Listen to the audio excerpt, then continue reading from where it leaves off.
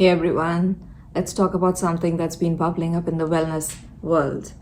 Fermented foods. They're everywhere. Kombucha, kimchi, kefir, apple cider vinegar. You've probably heard it all. They're great for gut health. They make great probiotics. But what if I told you they're not good for everyone? According to Ayurveda, these trendy gut-friendly foods might not always be as friendly as we think. Fermented foods are sour, pungent, and heating in nature. And in Ayurveda, those very qualities can aggravate Pitta dosha, the fire element in the body. So when Pitta goes out of balance, you might experience heartburn, skin rashes, ulcers, inflammation of the gut lining. But that's not all. They can also disturb Vata, especially when consumed in excess or paired incorrectly. That shows up as bloating, gas, irregular digestion.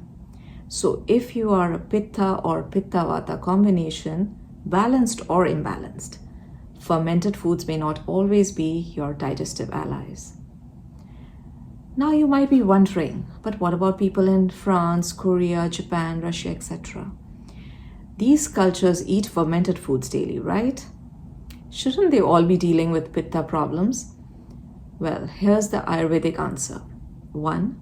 Smart food pairing.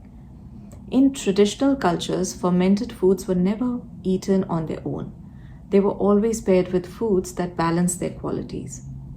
For example, wine is often enjoyed with cheese, which is heavy, cooling, and grounding. Kimchi, served with rice and sometimes with raw meats, where the spices of kimchi, they help digest the protein, and the heavier foods, that is rice, they help anchor the heat. Then in India, Dosha or idli, both fermented, are paired with coconut chutney, potatoes, and ghee. So they are either cooling or kapha promoting foods. So these food combinations weren't random, they were wisely intuitive and deeply Ayurvedic. Second, Desh Satmya, that is regional adaptation. Ayurveda has this beautiful concept called Desh Satmya. It means adaptation to your region. When a food has been eaten for generations, people naturally develop a tolerance to it. The gut microbiome evolves, genes adapt, it becomes a part of your biocultural identity. So while kimchi may work wonders for someone in Korea, it might cause bloating or heat in someone from a different region or climate. Third, Ritu Sadmya, seasonal eating. So it's not just what you eat, but when. Ayurveda encourages seasonal eating or Ritu Sadmya. Let's take a few examples. Kanji, a fermented black carrot drink from India, it's heating and it's consumed in winter. Ampanna, made from raw mango, again from India, it's cooling. Perfect for summer. Kefir from colder regions, Russia, it works well in cold climates. So drinking apple cider vinegar shots in the middle of summer, that's just asking for a pitta flare-up. So moderation is everything. In India, fermented foods like pickles are eaten in tiny amounts, just a spoonful to enhance digestion. Amount of fermentation also matters. Mildly fermented foods like spiced buttermilk, takra, which is made with cumin and rock salt, they are balancing for all doshas. Miso soup, that's warm and gently fermented. Again, it's well tolerated. Even kombucha, its sweetness helps balance the fermentation.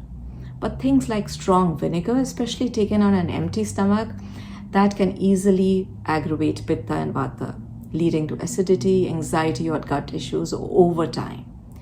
So are fermented foods right for you? Here's what Ayurveda says. Observe your Agni, your digestive fire.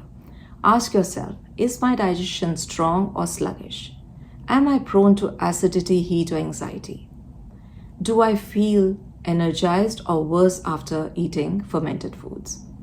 Is there any bloating after eating fermented foods? Your body knows, just listen. So what are the final thoughts?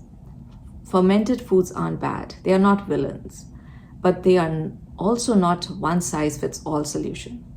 Ayurveda teaches us to eat with awareness, seasonal wisdom, and personal balance, because it's not just about what's healthy, it's about what's healthy for you.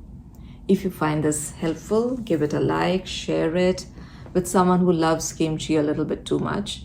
And don't forget to subscribe for more Ayurvedic wisdom. Until next time, thank you.